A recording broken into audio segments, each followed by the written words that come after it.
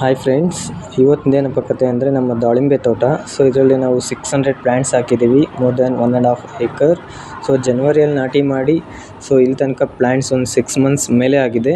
So ಸ್ಟಾರ್ಟಿಂಗಿಂದನೂ ಇದಕ್ಕೆ ತುಂಬ ಒಂದು ಮೇಂಟೆನೆನ್ಸ್ ಅನ್ನೋದು ಪ್ಲಸ್ ಅದನ್ನು ಕೇರಿಂಗ್ ಆಗಲಿ ಚೆನ್ನಾಗಿ ನೋಡಿಕೊಂಡ್ರೆ ಗಿಡಗಳು ವಿತಿನ್ 1 year ತುಂಬ ದೊಡ್ಡವಾಗುತ್ತೆ.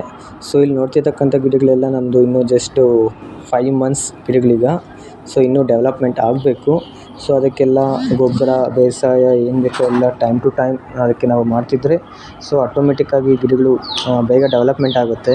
ಸೊ ನಾವು 1 ವರ್ಷ ಆದಮೇಲೆ ನಾವು ಕ್ರಾಪ್ ಅಂತ ಬಿಡ್ತೀವಲ್ಲ ಗಿಡಗಳಿದ್ದು. ಸೊ ಹಾಗೆ ಇಲ್ಲಿ ನಾವು ನೋಡ್ಬೋದು ಒಂದು ಗಿಡದಿಂದ ಗಿಡಕ್ಕೆ ಎಷ್ಟು ಡಿಸ್ಟೆನ್ಸ್ ಆಗಿರ್ಬೋದು. ಸೊ ಅದು ಗಿಡಗಳ ಬೆಳವಣಿಗೆ ತುಂಬ ಇಂಪಾರ್ಟೆಂಟ್ ಆಗುತ್ತೆ. ನಾವು ಫಸ್ಟ್ ಇಯರಲ್ಲಿ ಏನು ನಾವು ಡೆವಲಪ್ಮೆಂಟ್ ಆಗುತ್ತೆ ಗಿಡಗಳು, ಅದೇ ನಮಗೆ ಇದಾಗುತ್ತೆ.